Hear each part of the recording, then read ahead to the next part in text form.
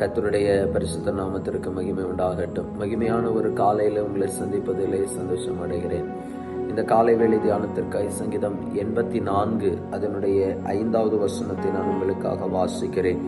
உம்மிலே பலன் கொள்ளுகிற மனுஷனும் தங்கள் இருதயங்களில் செவ்வையான வழிகளை கொண்டிருக்கிறவர்களும் பாக்கியவான்கள்.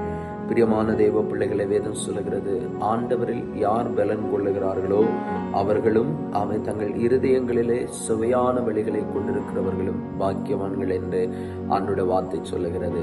ஆண்டவரில் நாம் எப்படி பலன் கொள்ள முடியும்? பைபிள் சொல்லுகிறது, பரிசுத்த ஆவியானவர் உங்களிடத்தில் வரும்போது நீங்கள் பலனடைவீர்கள் என்று நாம் வேதத்திலே அப்போஸ்தலர் 1வது அதிகாரம் 8வது வசனத்தில் நாம் பார்க்கிறோம். இப்ப கர்த்தருடைய ஆவியானவர் நமக்குள்ளே வரும் பொழுது ஆண்டவர் நம்மை ஒரு பலனுள்ளவர்களாய் நம்மை மாற்றுகிறார். அப்போ ஆண்டவருக்குள்ளே நாம் பலனடைய வேண்டும்.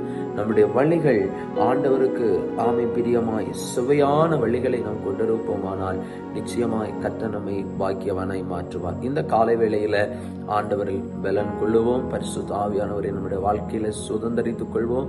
மட்டுமல்ல, நம்முடைய வழிகளையும் நாம் சுவையாக்கிக் கொள்வோம். நிச்சயமாக இந்த நாள் நம்முடைய வாழ்விலே மகத்துவமான காரியங்களை கர்த்தர் நம்முடைய வாழ்க்கையில செய்து நம்மை ஆசீர்வதிப்பார், சந்தேகமில்லை. கண்களை மூடுவோமா?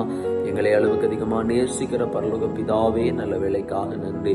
உம்மிலே பலன் கொள்ளுகிறவர்களாகவும் தங்கள் வழிகளை நாங்கள் எப்பொழுதுமே நாங்கள் சுவையான வழிகளாய் வைத்துக் கொள்ளவும் கிருபை தாருங்க.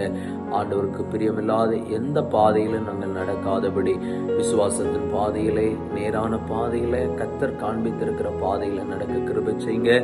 ஆண்டவரே, பரிசுத்த ஆவியானவர் தாமே ஆண்டவர் எங்களோடு இருந்து எங்களை பலனடைய பண்ணி நடத்துங்கப்பா.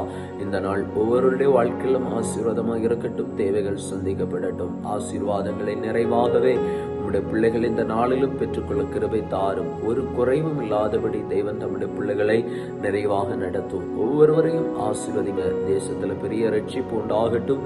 ஜனங்கள் ஆசீர்வாதமாக இருப்பார்களாக. இயேசுவின் நாமத்தில் தருகிறோம் நல்ல பிதாவே.